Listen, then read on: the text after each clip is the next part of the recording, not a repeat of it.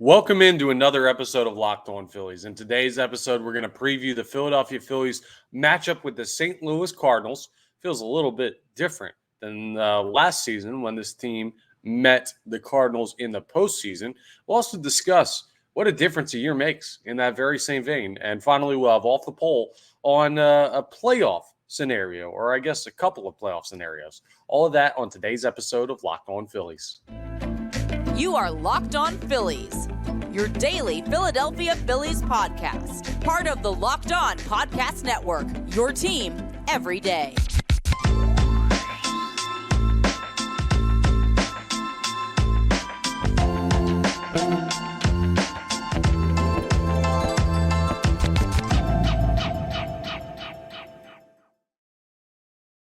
Yes, this is Locked On Phillies. I'm Connor Thomas, your host. Locked On Phillies, part of the Locked On Podcast Network, your team every day. Thank you so much for checking us out. If you want to check out some of my other content, you can hear me on 97.5 The Fanatic on the radio, NBC Sports Philadelphia on the television is where you can see me every once in a while. Credential Philadelphia Phillies media member, so you can see me around the ballpark at Citizens Bank Park, all that good stuff. And please make sure you're rating, reviewing, subscribing to the YouTube. It all helps me out significantly, and it helps other people get Locked On Phillies. Subscribing to the YouTube is easy and free, and it helps you get notifications when new episodes are posted. So it's the best way to consume Locked On Phillies, all that good stuff. It's you're helping me, you're helping yourself enjoy it more, all that good. Yeah, like I say it every time for a reason. I think it's the best way to consume Locked On Phillies. Today's episode is brought to you by Sleeper. Swing for the fences on Sleeper picks, and you could win up to 100 times your money. Download the Sleeper app and use promo code Locked On, and you'll get up to a $100 match on your first deposit. Terms and conditions apply. See Sleeper's terms of use for details. Currently operational in over 30 states. Check out Sleeper today. And something else you should check out today is the Philadelphia Phillies taking on the St. Louis Cardinals. So let's jump into it, shall we? We have a matchup between the Cardinals and the Phillies at Citizens Bank Park. The second series of this 9-game homestand. They just played 3 against the team who's escaping. Why can I not remember who the heck 3 against the San Francisco Giants. Sorry. They're going to play 3 against the St. Louis Cardinals, and then they're going to have 3 against the Los Angeles Angels to start out next week, and then they'll go back on the road. But the middle series of their home stretch here, and the Cardinals and Phillies will have first pitch at 7:05 p.m. Eastern Standard Time tonight. You can listen to every pitch of the Phillies hometown radio broadcast of that game on the Sirius XM app. Just go to the SXM app and search Phillies, and you'll be able to pull everything up there. The Phillies come in with a 69-58 record, top wild card seed. The St. Louis Cardinals come in with a record of 56-72. Just an abysmal season for the Cardinals. They're out of the race. They got nothing to play for. They still got some names that you need to be aware of, and Nolan Arenado and Paul Goldschmidt, but they're not an impactful franchise this year, not remotely. And the Philadelphia Phillies coming into the series should be looking at a team that 2 out of 3 is the only acceptable option, and a sweep would be preferable to that. It's just like the Giants series, just like, I don't know, the Royals and the National Series that we had when the Phillies were going through that easy home stretch. You need 2 out of 3 in these type of situations. It's a bad baseball team coming in here. They're not playing that good.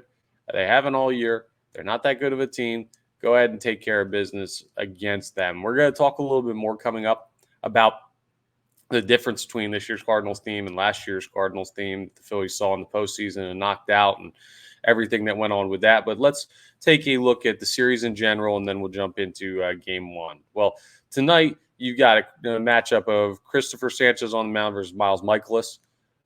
Next game, Game 2, which will be Saturday, 7:15, national game. You can catch it on Fox on the TV side.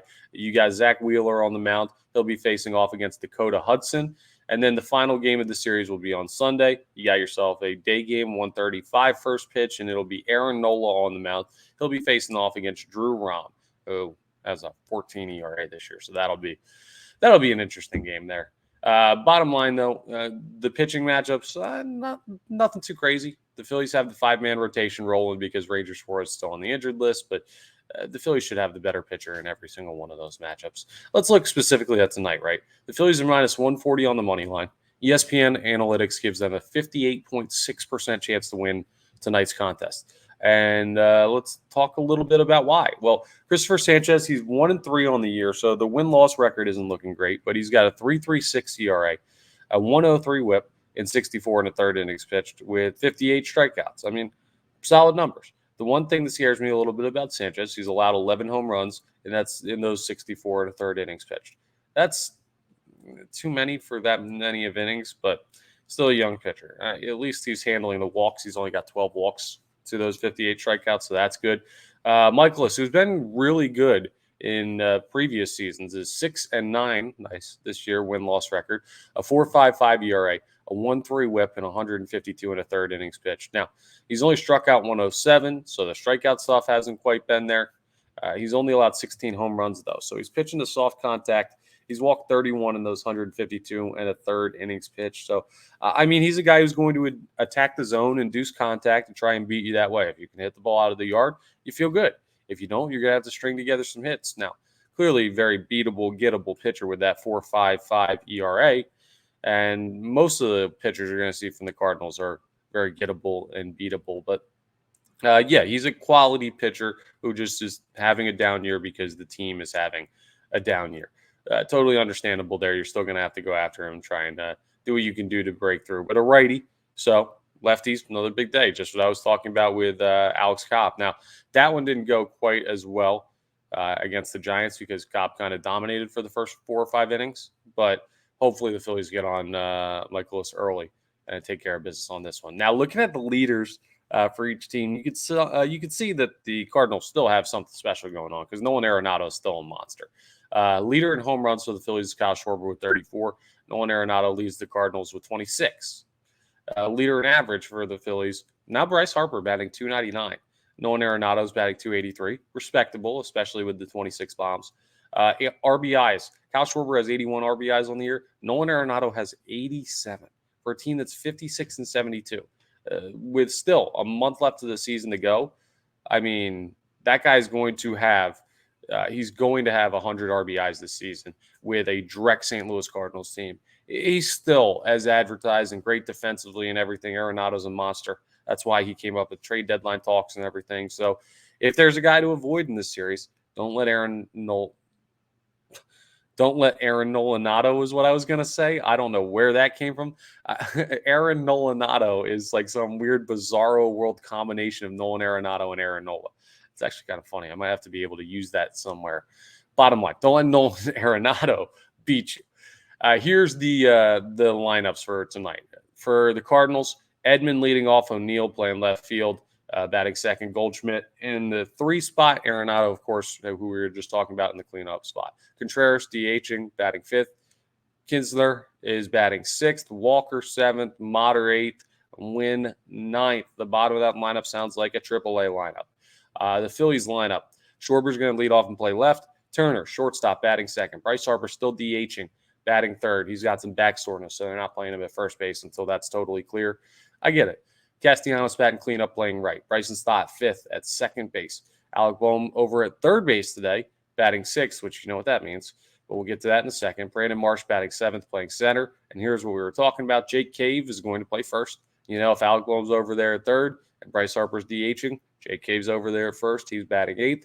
Garrett Stubbs behind the dish, batting 9th, catching Christopher Sanchez, giving you what I promised you on Wednesday's episode, a day off. Or maybe it was yesterday's episode, Thursday's episode, a day off for JT. He had the off day yesterday. You had him 2 days in a row. You let him clear his head. He's been struggling lately. He looked like he was dealing some kind of nagging injury of some sort. Take care of all the business with JT. I like that move by Topper. So you get Stubbs in there, and you should still have enough offense.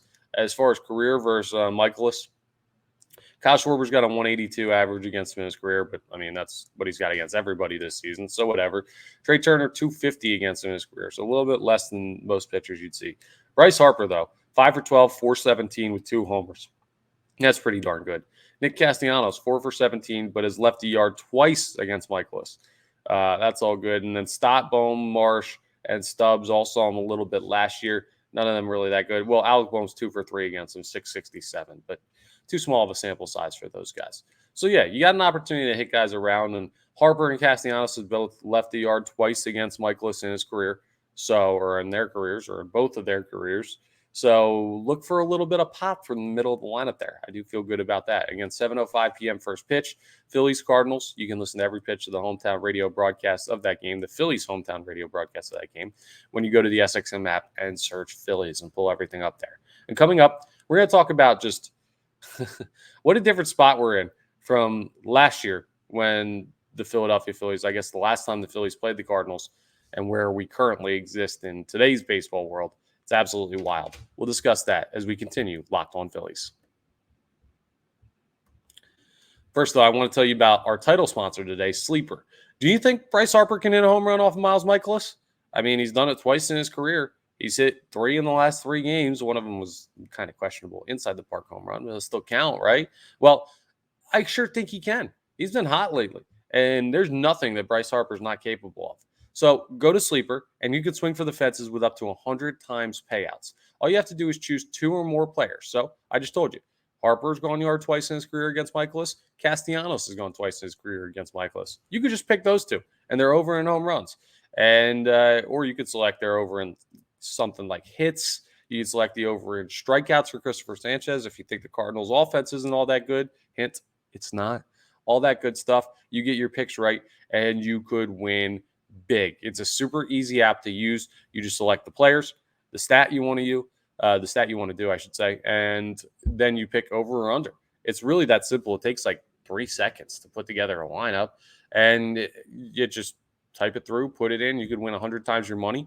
Dynamic payouts are also live. What are dynamic payouts? Well, basically, it's how daily fantasy apps should do stuff. Not all do, but with Sleeper, dynamic payouts means if you were to pick, I don't know, let's say you're going to pick Christopher Sanchez to have over in strikeouts, and he doesn't strike out that many guys. Well, then you might get a nice multiplier on there. So there's multipliers attached to those props as opposed to preset multipliers based on the number of legs in a contest. Before, it's like, if you have 8 guys in this contest, you get this much money. Now it's you have 8 guys, but you've got some improbable picks in there. You could make even more, even higher payouts with less picks. It's a great way to win some money. So go ahead and check out Sleeper. Use promo code LOCKEDON, and you get to up to $100 match on your first deposit. Terms and conditions apply. See Sleeper's terms of use for details. Currently operational in over 30 states. Check out Sleeper today. All right, so the last time the Philadelphia Phillies faced off against the St. Louis Cardinals, it was the 2022 National League Wild Card Series. All 2 of those games were played out in St. Louis. Yes, the Philadelphia Phillies swept out the Cardinals. They ended the Cardinals season just like that, and it was a strong performance by them. It really was just a battle by the Philadelphia Phillies. It's where we first got the idea that they could come back and go on a bit of a run, like there might be some magic with this team. And I remember the Phillies were down in the 9th inning of Game 1, and it was before the Alec Boehm got hit by the pitch at bat and Gene Segura a seeing eye single to extend the lead, and the Phillies started hanging it on the Cardinals and closed that game out easily. And then you'll remember in Game 2, Bryce Harper hit the big home run early to kind of open up the game a little bit, and the Phillies would close it down. The pitching was outstanding for the Phillies in that series. But here's the thing. Before Alec Boehm kind of created that rally by getting hit by a pitch, and the Phillies put everything together in the 9th inning of Game 1 of the Wild Card Series, the Cardinals were the NL Central champions. They were a team that had World Series aspirations. They felt good. Now, they were a flawed team, and I don't think any Cardinals fan would truly tell you they thought they were the favorite to win anything that year, but they were more favored than the Phillies. I mean, darn, they won the division. They had a better record. There's a reason that game was being played in St. Louis as opposed to being played, or sorry, they didn't win the division. I apologize. They would have been the top wild card. But wait, no. Yeah, they won. Sorry, they won the division. They were the lowest division champion, which is why they were playing the final wild card. I'm so focused on the top wild card matchup this time around because the Phillies seemed destined for that. But anyway, I had a tweet ready to go out last year. I remember it distinctly. I was sitting on my couch back there, and I was watching the game, and I was about to tweet out. Maybe I actually did. I'll have to go back and see if I actually hit send on the tweet. But basically saying, if this is what playoff baseball is like, thank goodness the Phillies made us wait 10 years to have to see it again. I'm saying that As long as that streak was, this is more painful than missing the playoffs because they've shown up and just absolutely been dominated. No offense, no nothing. And little did we know the run that was coming. But how much things have changed since then for the St. Louis Cardinals and somewhat for the Philadelphia Phillies. You know, it's funny. The Phillies go on, of course, to make the run to the World Series. The Cardinals go out in 2 games after a promising season and winning a division. And next thing you know, they're one of the doormats of all of baseball in 2023. And I'm sure you check out Locked On Cardinals, our friends over at Locked On Cardinals. My friend JD Haffron running that over there does great work. So you can go ahead and check out his work. I'm sure he'll tell you all the problems wrong with the Cardinals this year, much more in detail than I can. It's just crazy to me how quickly things can turn around for a franchise like that. And even though the Phillies this year, they haven't had a much different season than what they had in 2022, for better or for worse. The Cardinals have had a much different one, and they're normally baseball heaven, right? They're normally Mr. Consistent. They're out there in the Central, and they just win it every year. Or they're in the playoffs every year, and they're always around 85, 90 games, and they've done it for what feels like 4,000 years. And now all of a sudden they've dropped off. I guess what I'm trying to get at is, did the Philadelphia Phillies crush the St. Louis Cardinals? Did they ruin their dreams? Did they break that whole franchise? No, that's tongue in cheek as I say that, because I'm sure there's a lot that's gone wrong with that team this year, and we'll get to see it firsthand at Citizens Bank Park this weekend. But it's just so funny to me how much difference a year can make. And that's another thing, right? And that's why the Philadelphia Phillies need to stay the course as far as developing these players. And they've given out big contracts. This is why I really like the Phillies' chances in 2024, because a team may look unbeatable this year. For example, the Atlanta Braves, the Los Angeles Dodgers, teams over in the American League, the Orioles, the Rays, everything going on over there. I mean, you know the good teams in baseball by this point. We got a month left of the season, but you never know who's going to fall apart next year. You don't know what injuries are going to happen. You don't know what players are moving. The Phillies went from barely getting in to now being head and shoulders above the division winner that they played last year. So there can be major turnaround in baseball. And this is just a general example of stay the course, try and keep consistently competing. And this is why anyone who's like, okay, well, just getting in isn't good enough. Yeah, it is. I want them to win the division. I want them to be a 100-plus win baseball team. I want them to maximize what they get from one of the higher payrolls in all of baseball. All that's true. Have they underachieved based on their payroll and everything? Yeah, I think that's fair to say that the Phillies have had an underwhelming season, very, very slightly, but underwhelming season compared to what I thought they were going to do, but they still have a chance to rectify that over the last month. But the point is, I mean, you got one of the more consistent franchises in baseball, not even close to the playoffs in the Cardinals, so you're going to see come in here. It's not as easy as it looks to just make the playoffs because you have good names on the roster. They got Nolan Arenado and Paul Goldschmidt, for goodness sakes. So this is a little reminder just to count your blessings for the Philadelphia Phillies being where they're at. Got another month still to go, but they're looking like a solid playoff team, and the Cardinals are on the outside looking in. Those same Cardinals won the division last year. So let's not get too down on the Phillies as long as they're competing for a playoff spot. I'm not saying you have to be like super pumped that they're way back on the Braves. I'm just trying to give you perspective from the Cardinals' perspective on why it could be worse. Now, coming up, we're going to do a little off the poll. Off the Poll's a poll question segment. If you're not familiar, we'll put out a Twitter poll, ask you a question about the Phillies. You respond, and we'll recap it on Monday's episode. So I'll give you the question for that and explain the segment a little bit further. Coming up, as we wrap up Locked On Phillies, one more thing. Phillies-Cardinals, 7:05 p.m. Eastern Standard Time tomorrow night. I want to let you know one more time.